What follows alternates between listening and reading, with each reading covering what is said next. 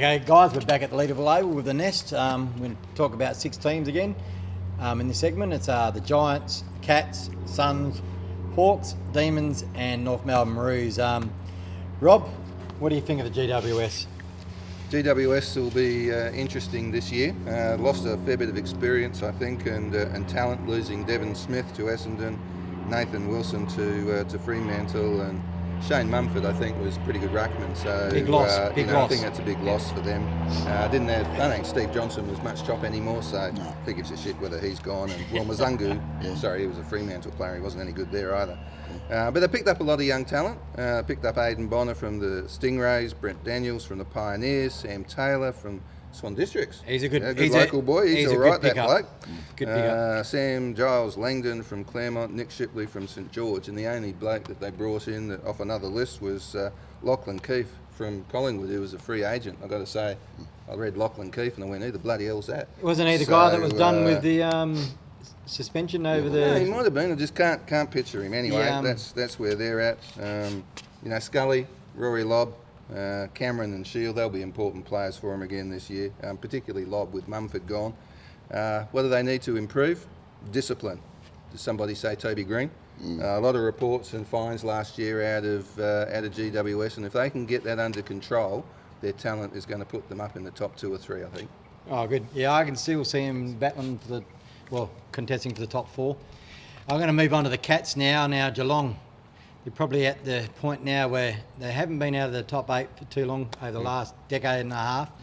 They've got a really good list overall. They picked back up Gary Ablett now. When you put Gary Ablett into the mix with Dangerfield and Selwood, that's a formidable midfield that any team would kill for. Then they've gone and picked up all of our favourites in Tim Kelly. Now, we saw Tim Kelly in AFL Lex. The guy's got class about him, and let's hope he can get on the field, because how do you fit into a midfield that's strong? Get back home. There's a young player that did pick up Ryan Myers as a forward. Now, he topped the TAC goal scoring last year. I wanted him at my team. I had him in my Dare to Draft series that I did last year. He's got little dreadies. He's going to be a cult figure. He's got some class about him. He showed it in AFLX as well. My downfall with Geelong going forward is they've got a great midfield. We can't argue about that. The back line seems solid all the time. Will Harry Taylor go back there this year? Yep. Or will he be up forward? Because that's where I think they lack. I think if you look at it, Dangerfield can go in forward with Gary Ablett in the middle. Yeah, but he's not going to play up there all the time. Yeah, but they can swap those two. They can go through there. Hawkins, he's a big focal point, but, when you take him out of the game, they seem to get lost. And, Motlop's gone. Yeah. So he's gone to Port Adelaide. So that could be their only downfall, I can see. Can play that role.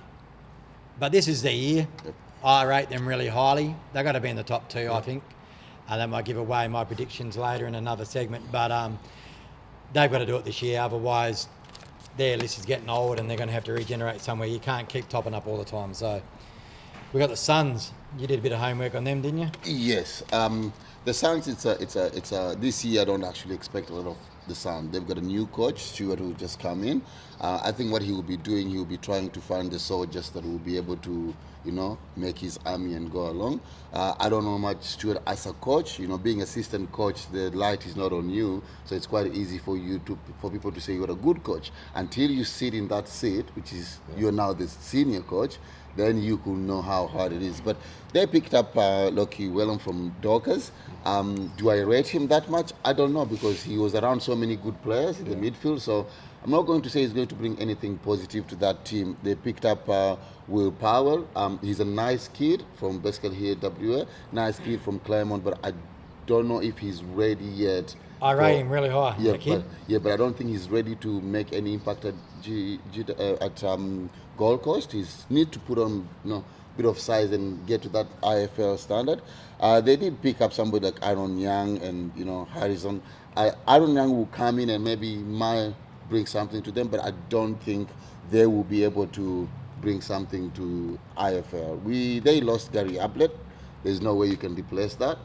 Matera left. Brandon McKenzie left, Adam Side left, and I think that's going to hurt them a lot. That's a lot of experience that they will have. Can you see some positivity in Ablett leaving? Because to me, he's left everyone knew he was going to leave. Yeah. The players would have known. Yeah, there That is. would have been unsettling. They've But- lost, but they've you're lost going- Wilson as well. Yeah, but you're No, going Wilson's to miss. from GWS. Sorry about that. Yeah, you're going to miss around 35 possession. And yes, there's positive he will go, but at the end of the day, you're missing somebody who will be tagged every week. He is a guy who can create chances. He is a leader, and when he's out there, he's a professional. It doesn't matter what's happening in his life. So they will still miss that kind of 30, 36, 34 possession with maybe one goal The thing with and confidence. the thing with Gold Coast, they've got to sign Lynch. Yep. Because if they don't sign Lynch, Gold Coast are in a lot of trouble. Because that means no one's going to want to stay there. Yeah. Because, you know, you got to get marquee players to clubs like that. And he is one of the best forwards going around. He's a captain. They've got to sign him. And, you know, they will sit there and say, oh, I'll sign later on. But as soon as you sign, the team's going to be better for it. I think with the Gold Coast, you know, if you look at the few last years, players have been going there, play a few IFA games and go. You look at Charlie Dixon, you look at Matiro now, Gary Ablett, all these players. So I think they should have a different structure that they have to get their players in, maybe lock them for a period of time that they don't have, because they're not improving. They've been there longer than any. They had really good draft and they haven't been able to make it. So some of the key players I'm expecting to actually pick up their game, I'll be looking at David Swallows. David has been there for a few years. He hasn't been able to be the player. Injury prone. Yeah, injury prone. But he's had a good pre-season, and last year he finished the year quite good. So this year I'll be looking at him bringing something on the table, and I would like to see Lockie Neal being there and being able to prove that he is the player who was as good as he was. What do I expect from Lockie them? Weller, you mean? Yeah, from the Dockers, the ex-Dockers. What do I expect from them? I actually don't expect anything from them. I expect them just to find their feet, get their coach, learn things from the coach, and learn their new game plan. They've got the first 10 games away. Yep, and that's it. Even harder. That's going to kill them. That's even harder. So And I don't know how you get a team like that, giving them first 10 games they're my away. wooden spooners for the year. I'm with you. Just So, find their foot. Yeah, I think Gold Coast are a bit on a free fall too. You touched on before, but they're not a destination club. I don't think they ever will, even if Lynch does stay. I think, no one wants to go there. They don't have great facilities, don't have a great team at Gels. They're dropping their good players. They got all these good picks, but none want to stay. Okay. Carrara never worked when the Brisbane Lions were there, so why is it going to work with the Suns? Yeah. Let's move on to the Hawks. They're a club that were probably on the way down, aren't they? Or are they going to surprise everyone and It will be. be around the mark again, because you can never write them off? There's 18 teams, and everyone can surprise everyone. Yep. But no, there's dark times in front of the Hawks. They're still the oldest list in the AFL, which is just amazing. You couldn't pick that. Their best players still, I find, is Roughhead Burgoyne. So it's really their senior brigade still that is carrying that side. And then I look at, what about their youth? They've got great youth coming through. I can think of Burton, and that's it for their youth even, because they've been up for so long. But not only that, they brought in O'Meara, which was, don't get me wrong, injuries aside, I've touted this kid is going to be the best in the AFL, the next Gary Ablett. I did actually tell him that. But they gave up a lot. They haven't had a first-round draft pick, I don't think, for a couple of seasons. The year before, I think their first pick was 88. This year, so last draft, they gave pick 7 or something to the Saints. So they haven't been able to draft these players. So I do think dark In times saying in that, front of them. they got Tom Mitchell. Tom Mitchell's a star, but what they were hoping for was O'Meara's knee to be great, and he's been told one more knee injury, not an ACL, just one more big knee injury, and that's it for his career. You got Sicily. You know, is he better up forward or back? Because But the guy's got talent. players- He's got a temper, but Yeah, but players like Sicily and Gunston, they looked really good In a really good when team. that's exactly right, Rob, in a real good team, where they had these better players around them. Now that these players have left and Exposed. other ones got, older, that they've been shown. I mean, Gunston was was he all-Australian forward at one stage? Yeah. Or he was touted very highly. They had to play him in the back because he Back couldn't line. kick a goal. Yeah. That's the problem the Hawks have now. And I wouldn't be surprised, to be honest, if they have a couple of real duckies. They might rise a bit this year, but that's the rise before the downfall, so to speak. And then I wouldn't be surprised if it goes further than that and Alistair Clarkson soon get poached to a better team, an AFL window open team, and even the coach leaves in a couple of years. Saying Well, that, Hawks fans are going to disagree with us, so we're going to probably leave it there. I'll disagree because I would hate hearing it. Because they're passionate, they love the team, and there's a lot of them now. They've got the most members in the AFL now. So, and credit due because they've been the hardest team to beat. but never underestimate their coach. Yeah, He's and very Clarkson, smart. great Very coach. smart coach. That's why I think you'll get poached. A team coming up, we're going to try and keep it this brief, but Melbourne, now they're the team that probably should be up there now because they're at the time where they've got a great nucleus of players, they've got a great list without going through that. They have lost a few players. You know, Jack Watts left. You know, but a lot of people don't rate him. That's a positive. I thought he was played in the wrong position all the time. But they got the Petrarca. You know, look at those guys. You got Brayshaw. That guy there, he's a star. That kid. He hasn't been able to play because of the concussion rules and all that. But that guy is.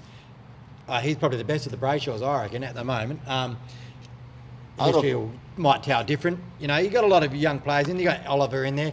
They've got a good little nucleus. You got Viney now. That guy's hard as nails. If you had a team full of Vineys, you wouldn't beat him. That guy there is he's it to me. And they're at the point now where they've got to lift now because if they don't lift, there's something going on there. I think if you look at all the teams that missed the final last year, Melbourne is the only team that will be hurting because they know they were better than what they were last year and they deserve to play final. You know, we were lucky as West Coast Eagles to get in over them. But if there's any team, I think they will be playing final this year. If injuries and everything goes, I think Melbourne, I'll put my money on Melbourne in that sense. They have a very good core of players, both young and mature, and I think they will do some damage. If they don't make the 8, what do they do? I think if they don't make the 8, their coach is still young. They'll be, you know, I think this will be his third year or second after he took off from who was Roos. I think you can say give him some time to see if he can get them. But I think they are the team to actually climb in the top 8. But that's it. The pressure's now on Melbourne. It because is, everyone's yeah. of a It like is. mind with It Melbourne. is, yeah. They've got the list. They went through the players. Yep. Hogan up forward. They got McDonald brothers down back, but then Tom can swing forward and back.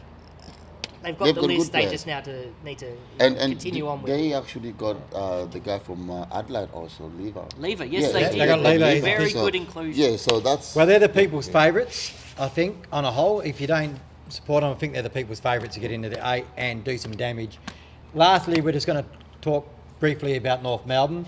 It's a team I despise because of the 1970s, but that's another idea, another story, I mean. So, Dan, what do you reckon? Okay, this is going to come across as quite funny, my interpretation of North, because we talk about Gold Coast and how we think their list is so bad. I honestly think North have the worst list on paper. I look at it and I think Brown, great forward, and then they got Davis Unicky, you know, young kid, hasn't done much, but we think he's going to be great. But other than that, they don't have this great core, which thinks I'm having a shot at them. But it's the opposite. They knew this was coming. They knew they had to drop down to rise again. So they gutted out their team. They're exactly where they need to be and where the supporters know they need to be, which is down the bottom to get these good picks, bring in all these new kids to attack it again. They lost over 1,600 games of experience the year before. Yep. So the writing was on the wall. They put the money up for Dusty Martin. They put him up for whoever they could try and get. They didn't get anyone. But that's where I'm saying they're So they've gone actually in back a to good space. They're going back to the drawing board. They got rid of these players because they thought there's no reason to make the 8 but not be able to contend. Scott sat there at back and said, we can make the 8, we can't contend with the big names. And that's exactly what's happened. So they foresaw this and they acted. And that's where I think they're in a great space. They're going to get 2-3 years of great picks. That's just what's going to happen.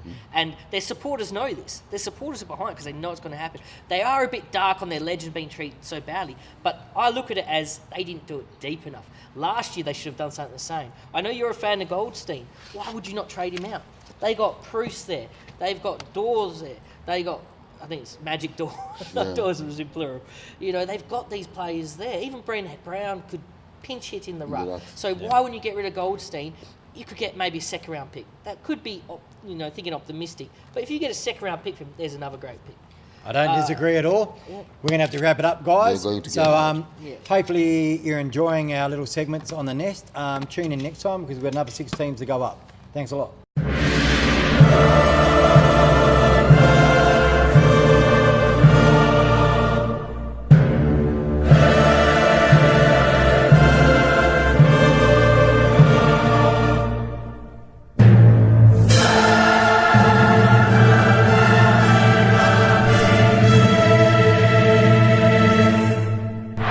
Suddenly the Eagles are alive. Matera sets sail for home, and the Eagles hit the front. Langdon with great courage manufactures a chance for Evans, who kicks a goal. Well played to Heading. Snared it beautifully on the half volley. And look at the kick. Great football. Wilson, like a cork in the ocean over his head. Oh my word! What a goal! On the lead, Sumic. Jakovic in best position. They came at him from all angles.